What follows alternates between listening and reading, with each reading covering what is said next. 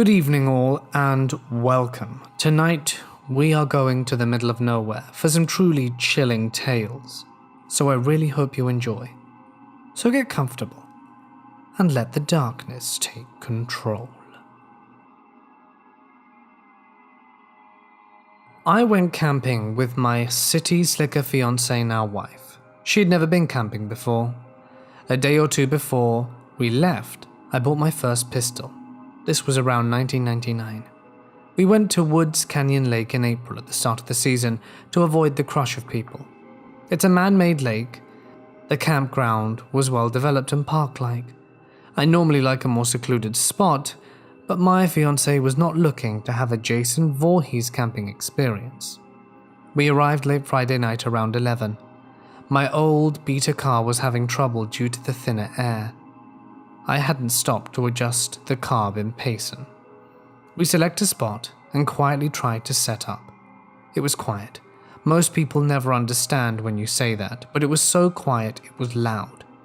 There were a few occupied campsites a few hundred yards away, and you could hear people breathing and snoring. It was very dark. There was no moon or light pollution. Our lanterns cast a feeble glow, and it seemed like they barely pushed back the night. We must have sounded like a troop of elephants trying to get our tiny tent set up. We went to bed right away because we had worked all day, then drove up from Phoenix without rest. My first screw up was not realizing how cold it got at night and making sure our gear was good enough. We woke up so cold at 3 a.m, shivering very hard we couldn't even light a match. I finally got the propane heater going on her tent and covered her with my sleeping bag and blanket so she wouldn't die. I lit it and sat by the fire to get warm and drank coffee until the sun came up. I didn't notice anything odd except the unnatural quiet. No animal sounds or anything. The hiss of my stove as the coffee perked sounded like a jet engine.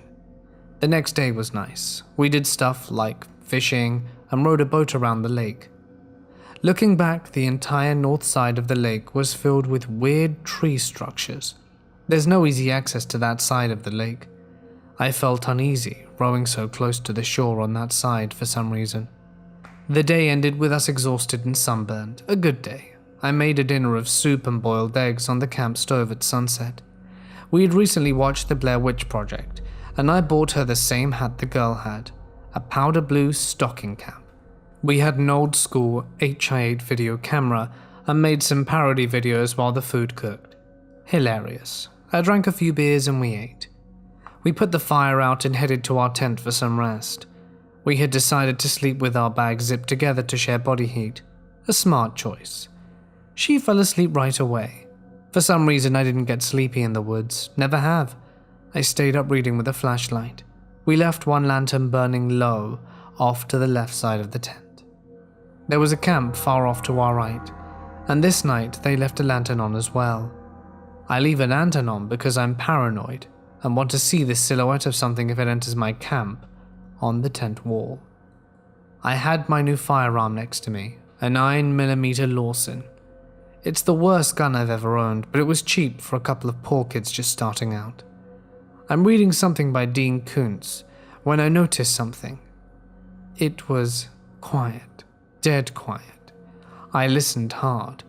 All I could hear was the hiss of the lantern, my own breathing, and my tinnitus. What caught my attention? I couldn't sense anything, so I went back to reading. A few minutes later, I felt the same thing. There were bears. We had cleaned up dinner and put all food in the food trash in the car. Was it a bear? I briefly heard a baby fussing up north and a mama soothing it. There was another camp about 300 yards north of us that had a baby. That is how quiet it was. That's when I noticed something. Something was pressing lightly against the top of a small frame tent over my head near the peak on the right side. Was it a branch? No, there were no branches in reach because people broke them off for firewood. There was no undergrowth or bushes in the entire site. So what was pushing against my tent? I stayed calm and quiet and watched the spot. It started moving slowly down towards my face. My hand crept slowly for my handgun. It didn't have a shape like a finger or a hand. I could hear it sliding down the cheap single layer of green nylon fabric with a low hiss. With my flashlight on, I could not see light from my lantern or the other campers. I didn't want to douse my light and alert whoever it was that I detected they were doing that. At this point, I was sure it was a person. My wife was, and still is, a very beautiful young woman. She was a perv magnet, with her long, luxurious blonde hair and slim figure. My hand wrapping around the grip of my 9mm as I pretended to be getting comfortable. I even sighed. Well, this perv was about to have the scare of his life. The plan was to bark out at him and cock the gun and then burst out the tent when I heard him run away and fire a few rounds into the woods or follow him to his camp. In a smoothish motion, I pulled the side back on the gun and pressed it into the depression in the tent fabric. I felt resistance. Something was there. "You're messing with the wrong people, friend," I said, or something equally one-linerish. I expected to hear a gasp or a curse or something, but I heard nothing. The resistance faded as whatever it was backed off, still without a sound. A mouse farting would have sounded like a cannon, it was so quiet. I killed my light. The light from the distant lanterns illuminated the right side of my tent with a pale glow. It was clear, not even blocked by a tree or branch. I whipped my head to the left, thinking I would see a skulking shadow on that side from my lantern, but it was also clear. I laid there for many long minutes, straining to hear something, but there wasn't even a breath of wind or a cricket chirping. I decided to stay in the tent and not investigate. I didn't get any sleep that night. I laid there on high alert, with my weapon on my chest, listening. Finally, about an hour before dawn, the crickets started chirping along with the birds. I didn't get out of the tent until I heard the other campers stirring. I checked the entire campsite, but found no print other than ours. No animal tracks, no scat, no sign that anyone but us had been there. So I know about weird stuff that goes on in that area. Turns out there have been Bigfoot sightings near the campground. We had fun that day, starting with a hearty breakfast of bacon and eggs. I didn't mention what happened to my fiancée until later, when we got home. She thought I'd want to stay another night because we had Monday off from work, but I told her that I was tired. We broke camp around 4 p.m. and were on the road home before sunset. What was touching my tent? Who knows? Whatever it was could move in near total silence. It was cautiously respectful of a firearm, but not afraid. It could move and navigate in almost total darkness and left no trace. I have camped in that area twice since then, but not in the last 15 years or so. Nothing strange happened on those trips except to reinforce the strangeness of that first trip. The nights were always filled with noise, insects, and animals. Hell, one time we even got chased into a tent early by a curious skunk coming around. Anyway, that's my weirdest experience, but not my only one.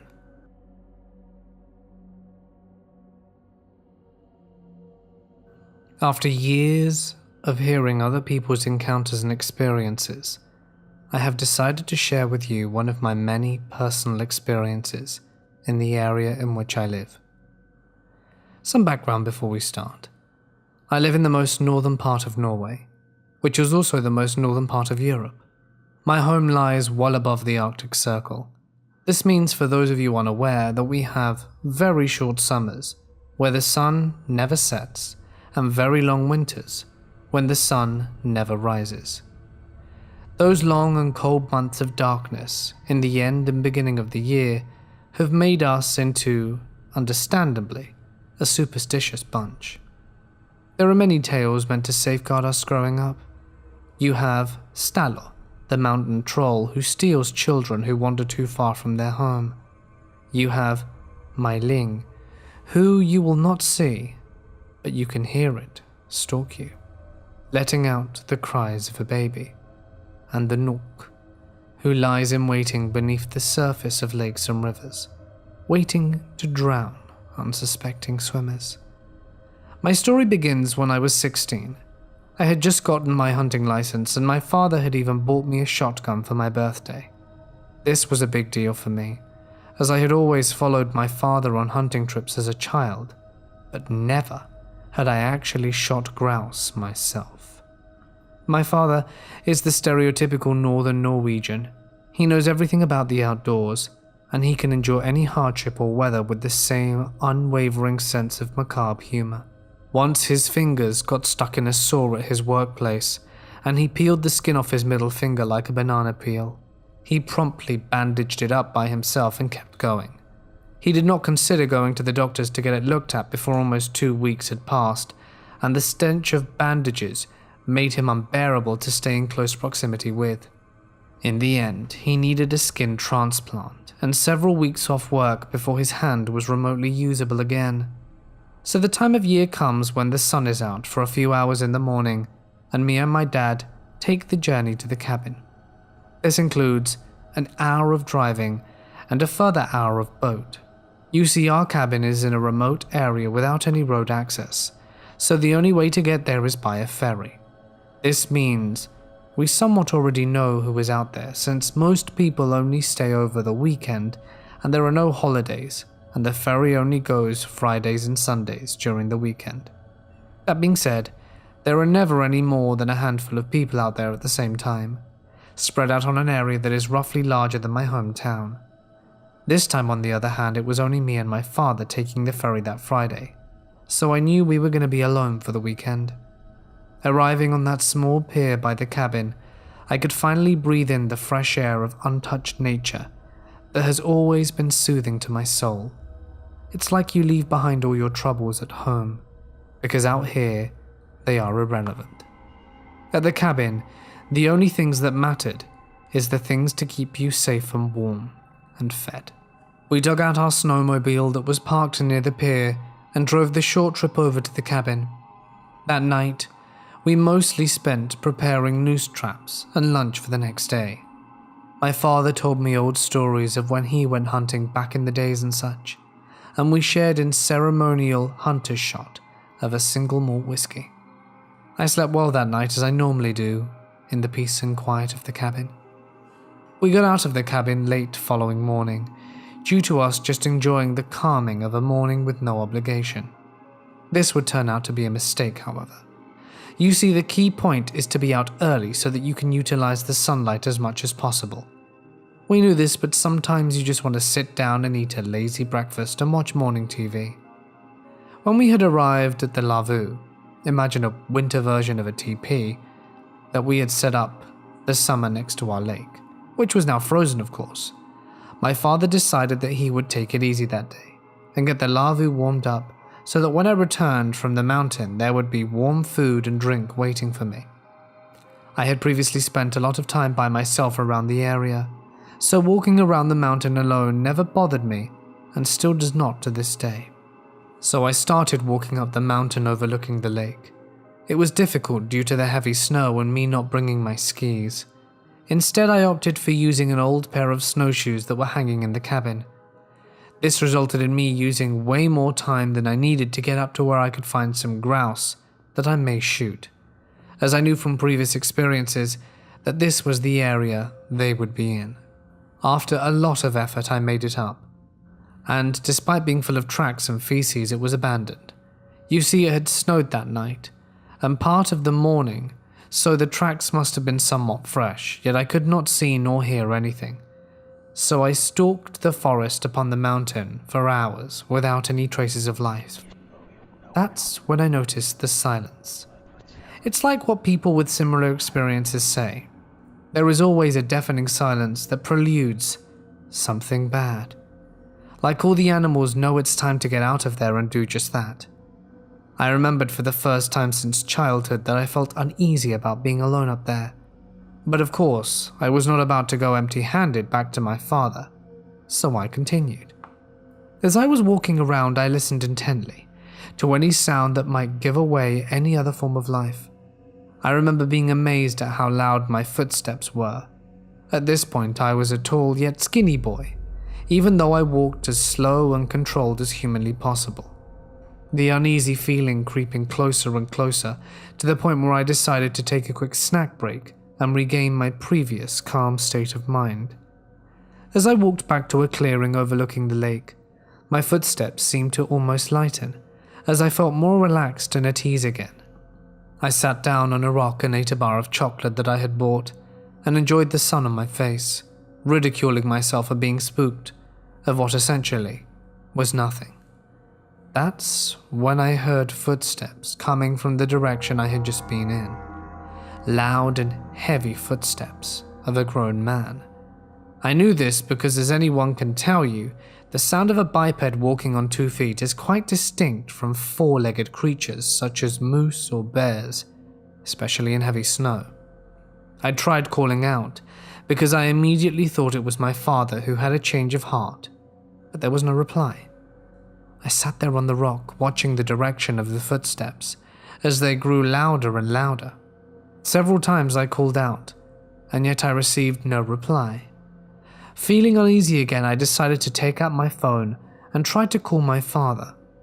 There on my phone I had an unread message from my father delivered 3 minutes ago. Coffee and lunch are ready. Simultaneously, the footsteps were somehow getting louder and louder, and I knew whatever was at the other end was not my father. This, and knowing that we were supposed to be the only 2 people in my radius for many, many kilometers, made me instantly jump up. I grabbed my shotgun and noped out of there as soon as I had tightened my snowshoes. As I was making my way, with all the haste I could muster, I heard whatever it was stalking me pick up the pace, and I realized that the sound of my own 2 footsteps and whatever it was that was after me were almost in sync, to the point where there was only a slight difference when our feet hit the ground. I realized since then that whatever it was had followed me since I had entered the forest on the mountain, and was the cause of why I felt my footsteps were abnormally loud. I remember trying my best to run in hip-deep snow, not caring about the thick layer of branches that hit my cold face, leaving red marks all over. It came to the point where I could hear the extra pair of footprints, no more than 5 meters behind me.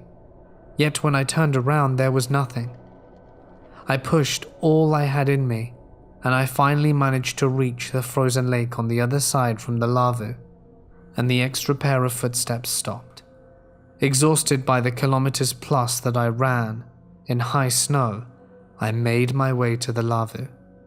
My father seemed almost amused by how tired I seemed. He handed me a hot cup of coffee and asked if I saw anything. I didn't know what to say, and was honestly embarrassed by what had occurred, so I only said that I had spotted many tracks, but alas, no birds. However, in later years, I asked him about this and other strange occurrences around the area, and the answers have always been roughly the same. Don't worry about it, don't ask about it. Some things are better off ignored.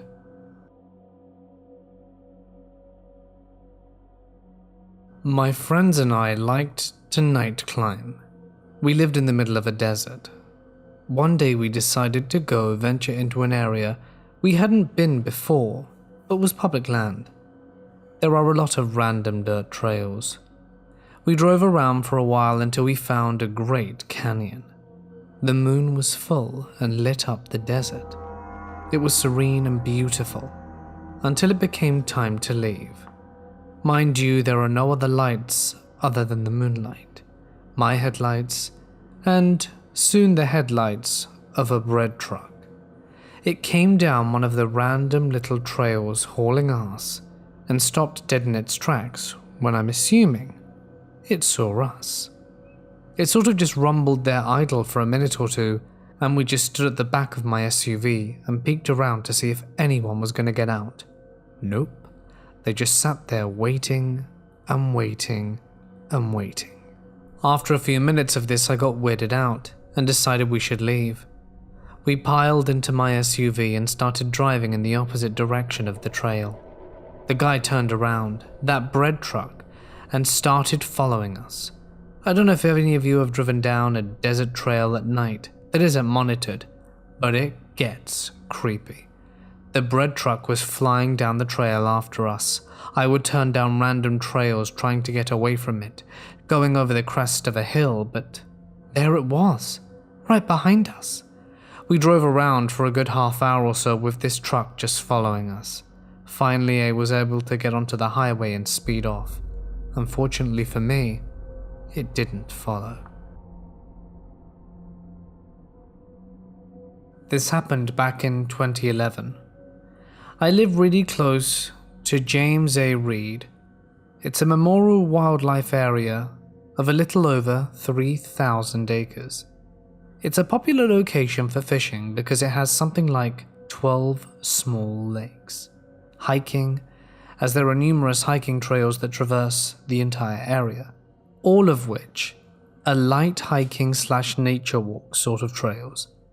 It's a popular spot for photographers for shooting portraits, and during hunting season, it's popular for bow hunting. I'm an amateur photographer. I do portraiture for a side gig. I like to fish, and I also like to go hiking. So it's basically one of my favorite places, and I go here often. I basically broke into portraiture photography by shooting school photos and couples and such at this location. It has fields with tall grass, great colors in the fall, docks, and easy accessible changes in scenery. It's basically a photographic goldmine. I still do photography, but I'm quite a bit better known at this point, and obviously significantly better than I was then. But I still use James A. Reed as my go-to location for almost everything. Boy Scout troops also go hiking through the area on nature walks and such. It's just a very popular location. In the summer of 2011, the body of a 19-year-old guy was found at the wildlife park. They call it a wildlife park, but I mean the wildlife amount to deer, fish, and lots of snakes, squirrels, and cranes. I've never really seen anything else there, and I've been there more times than you could ever count. The story of this kid's body was a minor news story, but since I was so familiar with the area, it was of interest to me. The news report was immediately confusing. According to the report, the kid had been partying with some friends, OD'd at the party, and the story breaks apart here. His friends say that he wandered off and that they didn't know where he went. His mother thinks, for no clear reason, and this is the operating story that the news went with, that he OD'd at this party, and his friends dumped his body in the wildlife area in the middle of the night. Both of these things are pretty much impossible, and I'll explain why right now. The article mentioned which lake his body was found near. It was Bodark Lake, which is pretty much the furthest lake from the entrance to the park that you can get to. Getting to this particular lake requires driving down about 1.5 miles long paved road that hasn't seen any service in at least 2 decades. The thing is riddled with potholes that are car killers. If you don't know where they are, you have to take the road slow. Hitting one of these things in anything short of a full-size pickup will likely destroy your tire and wheel. I've driven it so many times I have the potholes memorized and can drive it pretty normally, weaving in and out of them when they come up. But in the dark of the night, this would be hard, especially for some drunken high teenagers. But that in of itself isn't impossible to do. There are 3 gates between the entrance and where his body was found. One right at the driveway leading to the park, which is one of the large, swinging steel gates. The next gate is just after that. In order to get to Bodark, you need to make an immediate right-hand turn after the visitor center, and that is where you run into the 10-foot chain link fence that's meant to keep the deer in the wildlife area. The fence runs the entire perimeter of the reserve, as it's right off a highway, and they'll want to make sure the deer stay in there for hunting season. You need to get through a second chain link fence that's chained shut every night. The park opens at sunrise and closes at sunset. After you go through that gate, you get on the previously mentioned paved road for about 3 minutes and come to what they constitute as the ranger station, but is really just a big parking lot. From here you go through another gigantic fence that is chain link shut. After you're through that gate, you're in the clear to get to Bodark Lake. The trail near Bodark is particularly scenic, and I've used it countless times for photo shoots. It's also a good walk through nature, So the next day my girlfriend and I decided that we would check it out to see if we could find where they found the body. I know, disrespectful, but we were gonna go there anyway, so why not? Well, we did find where they found the body. We know this because the police tape was still there, and it's one hell of a chore. In order to get to where the body was found, you have to start on the trail near Bodark, but about 5 minutes into the walk go completely off the path and through the trees and brush down to an extremely steep slope and go downwards about 20 feet and cross through the stream at the bottom. The stream was about 3 to 4 feet deep, as it was running high through the water and it doesn't move very fast. The only reason we knew where we were going was because the original trail was high enough that we could see through the trees, and we caught a glint of the yellow caution tape way in the distance. While hiking, we both wore a pair of Vibram hiking shoes that didn't have any trouble with water. Yes, the ones with toes, but the water was still deep and we didn't particularly want to get swimming. So we walked upstream for quite a while until we found a section that was thin enough to jump across. Mind you, we walked upstream for about 10 minutes before we found this, and then walked back down the stream to where we could have continued in the direction of the caution tape, which we found we could no longer see, even though we were level with it. After a few more minutes of trudging through particularly thick brush and forestry, we finally arrived at the second stream, on the other side of which was the roped off area of police tape. The actual taped off area was pretty small, so we were able to pretty much tell exactly where the body was found. It was on a pile of rocks right on the other side of the stream. We didn't cross the stream because we'd found it, and that was good enough. There was nothing to see. We'd gone from a Class 0 nature walk to Class 2 at times Class 3 getting there. There was absolutely no possibility of any amount of drunken teenagers carrying a human body this far into the wilderness in the middle of the night. This is after they'd bypassed the 3 gates, which were never reported to have been broken into at all. This kid was way off the beaten path, and was very literally in the middle of the wilderness. It was so remote that his body was there for a couple of days before anyone found it. I've done a lot of hiking and even completely sober in the middle of the day. This was a serious challenge to get to. It's equally impossible that he just wandered away from some party in the middle of the night and found himself there.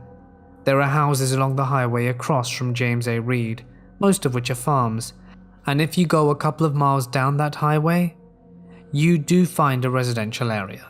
But the notion that he got messed up, wandered miles down the road, hopped 2 10-foot fences, walked a mile down a barely paved road, went into the forest, crossed 2 deep streams, sat on a pile of rocks and decided to OD in the middle of the forest is equally, if not more, unlikely. So what happened to him? I don't know. I think it's a lot more likely that they went into the forest during operating hours and all started doing drugs in the middle of the forest and left him there where he died. But still, this is a stretch. I cannot stress to you the difficulty of getting to this location. Anyway, so we started our retreat back to the actual trail, climbing through the trees and brush, which was now significantly more difficult because we were going uphill, back to the first stream. And after that, it was a steep incline which was definitely going to require grabbing trees and getting firm footholds, and some teamwork. But before we got that far, we had to trek back upstream to get to the point where we could jump across it. And right here is where things go weird. As we're following the stream up, we stopped dead in our tracks as a middle-aged man in a full business suit was just walking in the stream. He was a tall dude. The water came up right around to his chest.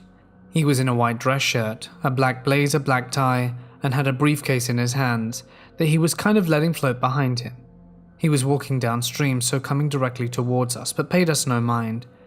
We both stopped and stared at the guy and then at each other as if to silently say, "What the?" And both of us backed up as he approached us. He passed us without saying anything or even looking in our direction. He was bald, white, probably around 45 years old and fairly broad. He had a completely blank expression, and he looked like he hadn't slept in days. He had massive bags under his eyes which were completely dead. His expression was just dead. Slightly slack-jawed, eyes glossed over. It's worth noting he was dry from the chest up, like he just entered the water and started walking downstream. He was just walking straight down the stream very slowly. We just stood there completely silent, staring at this guy until he passed us by, and we were now looking at the back of his head as he marched forward. He could have easily exited the water at any point, the embankment wasn't difficult, but he just soldiered on down the stream. Now we moved way faster than we safely should have been, running up the stream to jump across and get back on the trail into our car, where we drove off and both immediately started asking each other what the hell that was. We tried to tell our friends about the experience, but it was just beyond really conveying how weird it was. I don't even think I can properly put into words to give you the proper context as to how eerie that was. It was just dead silent in the forest, or at least it seems that way. All we heard was him sloshing through the water as he slowly made his way downstream to wherever the hell he was going. I expected to read about another body being found, like this guy was off himself in the forest or something, but no such article ever materialized. But the vibe he gave off, man, I can't explain the feeling that seeing this guy gave us. It was overwhelming dread, confusion, and terror. I really don't even know how to put into words all the emotions we were feeling, and we both agreed there are no words for it. It was a foreign feeling, and I don't have any other strange experiences other than that. So I'm asking to all of you listeners, what the hell do you think we came across? I know I probably don't need all the backstory to the dead body, but it's a weird case that locals generally feel was not sufficiently answered, because anyone familiar with the area and location will tell you exactly what I just did. Both accounts of how we got there were impossible. So, were the body and the businessman related? Who knows? Did we stumble upon something else while looking for the location? Who or what do you think this dude was? I want to tell you it's just a random guy walking down a stream of disgusting murky water in a business suit because weird things have happened. But I can't shake the feeling that this guy gave off. What do you all think?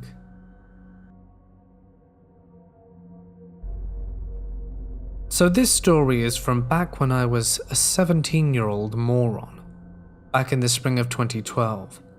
While it may seem dramatic, it had almost a decade to fester in that tiny box in our minds where we shove things that are best left alone. My little brother and I were spending the weekend with Dad. He had been leasing this cool house for about 3 years, near enough to the town centre that I could hop on a bus and hang out with friends, but right up against a massive forest owned by the local university.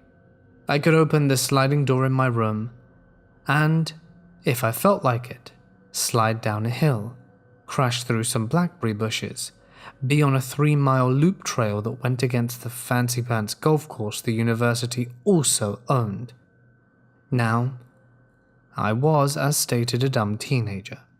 And as a dumb teenager, I decided I would go out and about at night, since Dad worked the night shift, and nobody, not my mum, not God, and not the crappy next-door neighbor lady, could stop me from drawing inappropriate images in the golf course and sand traps at 1 a.m, if that's what I wanted, which I did want. The sand traps are something I do not regret. So for those 3 years I did exactly that. When I was too keyed up to sleep or angry with stupid teenage things, I went out that sliding door once my brother was asleep, locked it, and went off into the woods. This was fine, except for the last time I did it.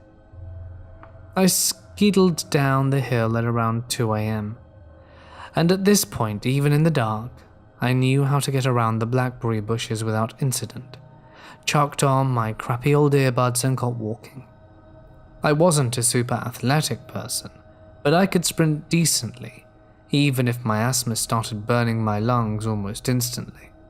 I loved the outdoors, and I knew these woods like the back of my hand, so I was overconfident in my safety, which, as you'll soon see, was a big mistake. Everything was calm for maybe half an hour. I shuffled past the first long stretch of golf course and kept going until I realized that the forest had gone dead silent. Even at night, in late spring, in my state the woods are audibly full of animal life. I hear nothing. If you'd have told me that my crappy $1 store earbuds could have saved my life that morning, I'd have laughed myself sick.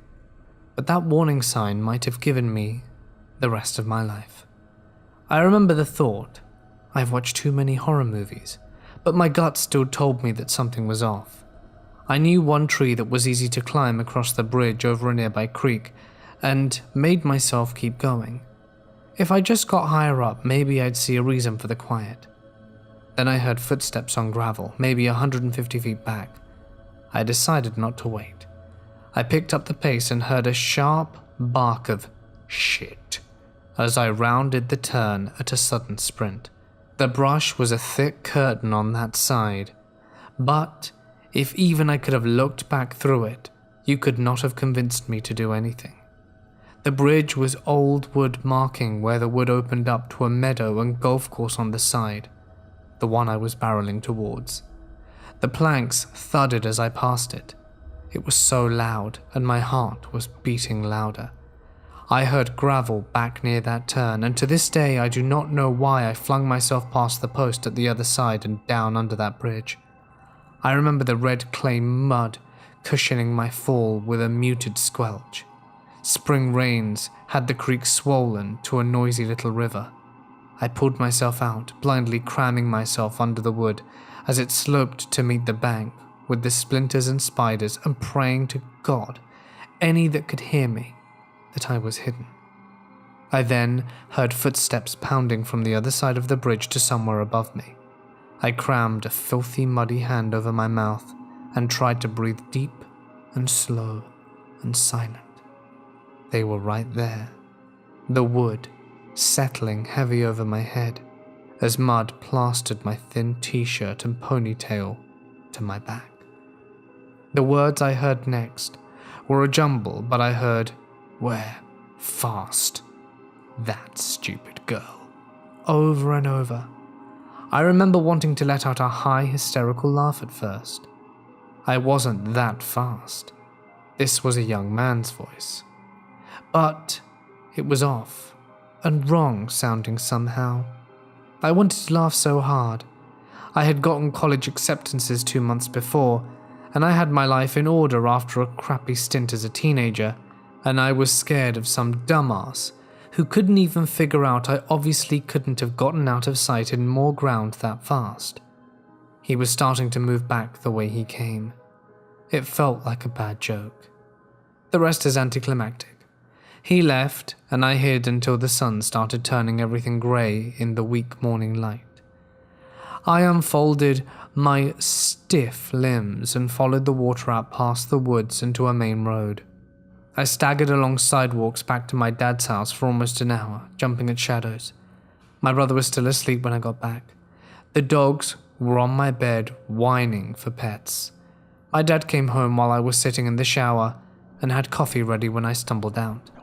Or why I wasn't bawling in my overly fluffy robe as he passed me a big mug of coffee and went to take a shower of his own.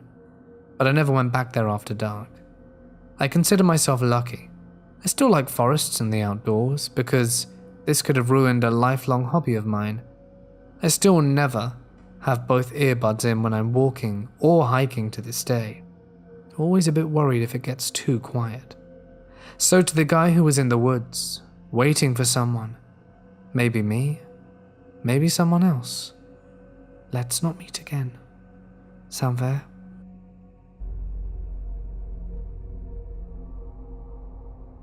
This happened almost 3 years ago exactly. I had just turned 15, and in Finland where I live, turning 15 is a big thing for teens, since when you turn 15, you can get a 50cc moped license, and these kind of bikes are a huge part of youth culture here. Long story short, I just got my license and I was in a party at a friend's house. This friend of mine came from a wealthy family, and their family owned a huge plot of land, mostly full of inhabited forests and lakes. His house was pretty much in the middle of their land, and it was a very remote place surrounded by forest. The nearest village was at least 20 miles away. Although I lived pretty far away, I insisted on going by myself with my brand new moped since I was so excited of finally having one. My parents were obviously against this, but ultimately allowed me to drive myself there. The party lasted the entire day, and when it was around 2 a.m. I had to leave. Although their family is wealthy, the only road that connects my friend's house to the big main road is a long, badly kept, and narrowly paved road surrounded by forest. It is unsettling as hell, especially at nighttime. It should have been illuminated property. But at the time, pretty much every single street lamp was either broken or tripped over by storms. I had asked them several times why they didn't take care of the road, but they simply replied that they weren't that interested in paying a huge amount of money for some company to come over and repave the entire road and replace every single streetlight. Since it's already completely dark, the only thing illuminating the road was the small single front light in my moped. After about 10 minutes on the road, I was about 5 or so minutes away from the main road, so it was still pitch black. Nothing was out the ordinary until I saw movement in the corner of my eye. I saw a figure running from the pitch black forest and falling down on its face in the middle of the road in front of me with branches and leaves flying around it. I slammed the brakes and luckily avoided hitting the figure. The back brake locked up, so I ended up falling over and sliding along the road a bit. When I finally stopped, I looked up. I was okay apart from a few scratches, and looked to where the figure was laying. Of course, I thought that it was an animal like a moose or deer, but quickly realized it wasn't. It was an adult human. A man. At this point, he stood up. We were 3 meters from each other, just staring. I've never been more scared in my life. Even more disturbing was that this man seemed to me more scared of me than I of him. He was about 20 to 30 years old, short, thin, with a pale face and eyes that were deeply sunken into his sockets. If you know what a badly malnourished person's face looked like, you'll know exactly how he appeared. He was wearing a dirty turquoise hoodie, basketball shorts, despite it being less than 5 Celsius outside. He had unkempt blonde hair full of debris and leaves, wearing no shoes, only soaking wet socks. At this point, he was constantly shaking, jolting, and glaring to the direction he came out of with a worried expression on his face, like he was being chased, or he knew there was something bad in the forest. I wanted to say something to him, but I was unable to come out with anything, and after a short while he looked straight at me and opened his mouth. It was like he was about to say something, but he quickly backpedaled, closed his mouth, and suddenly, and without warning, bolted to the forest without a flashlight or any source of light, vanishing quickly. I stood there for a while alone, before running to my moped, lifting it up, and driving as fast as I could to the main road. My moped had quite a few big dents, a broken front mask, and a damaged exhaust, but was still drivable. I drove home and woke up my parents to explain everything while I was still shivering from shock. They obviously were furious that I had just crashed my moped and didn't believe what happened. They thought I was just being a jackass and doing stunts until I fell over. I didn't get grounded, but they didn't let me drive at night anymore. I was alright with that, since I didn't want to do that either. For the entirety of the following week, I asked anyone who was at the party or living nearby if they'd seen anything unusual. I also followed the news to find out if there was anything bad that happened nearby that night, or if there was an escaped convict or a mental hospital patient loose, but nothing showed up, and no one else saw anything. I still sometimes think who that guy was, and what he was doing in the forest without a light in the middle of the night. I actually feel quite bad for the guy, and that I didn't help him because he seemed like he wasn't all that okay. Was he drunk? High? Perhaps in the middle of a bad trip? Or maybe some sort of psychosis? Was he abused? Part of a cult? I guess I'll never know, but I do wish I knew.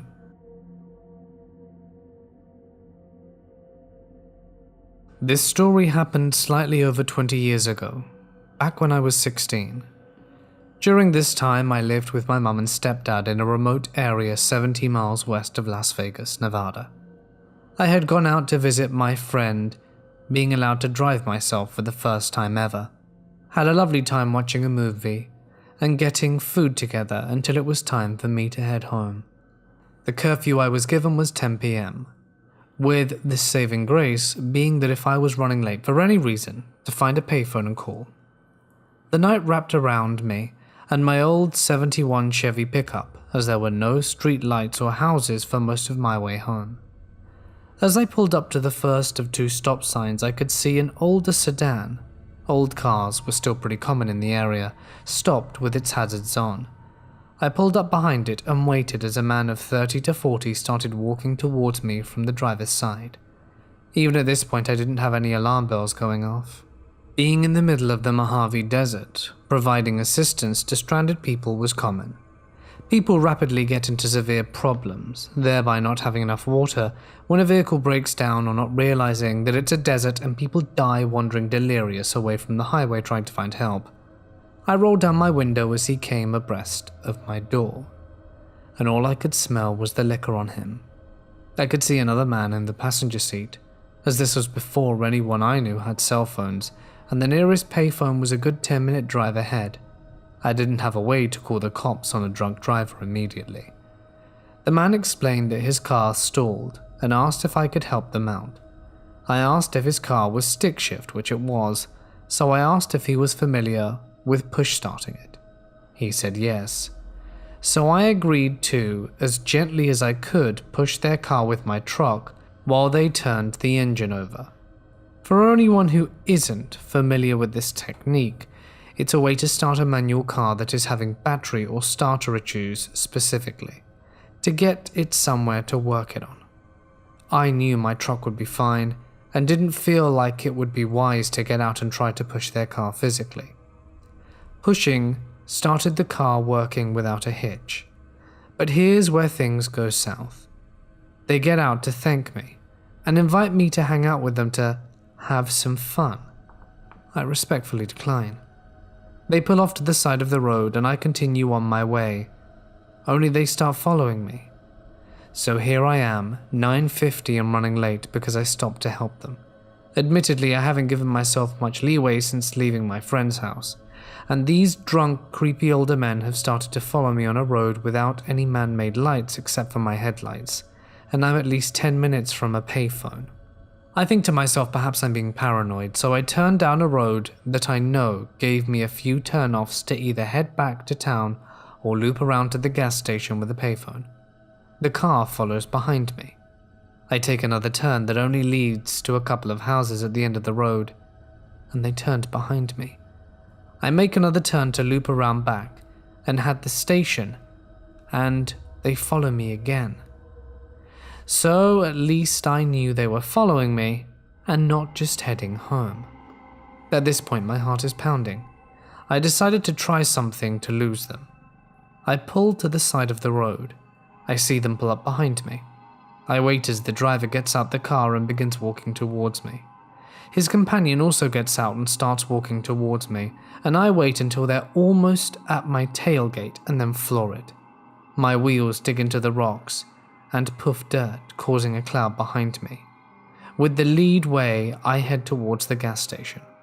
The gas station is deserted, but the payphone is showered in light from the gas pumps, so I call home and explained what happened and why I was running late.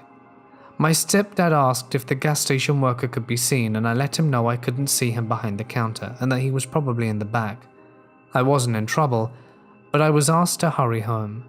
So to the 2 drunk idiots that wanted to mess with 16-year-old me on the first night driving by myself, let's not meet again.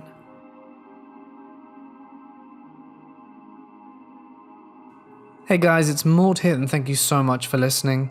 I do hope that you enjoyed our adventures to the middle of nowhere. Really strong stories today and yesterday. We've had some really good material, so I really hope that you guys have liked it as much as I've enjoyed narrating it. I always get to listen to the stories before all of you, but then again I do read them to you. Don't forget to follow me on Twitter because you want to, and I want you to, so why don't we just both agree and you can go ahead and do that. Oh, and Instagram too, you know, if you use that. Thanks as always to my lovely patrons and members. You guys are amazing. You help keep the channel going. And yeah, just from the bottom of my heart, thank you. It really does make a difference.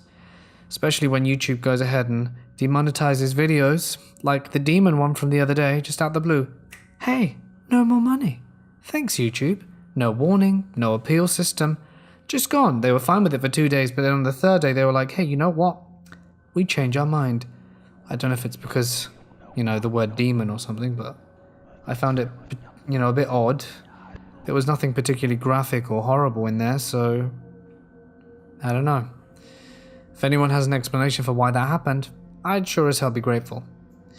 Anyway, I'm going to leave it there. Follow me on Twitter. Stay awesome, and I'll see you in the next one.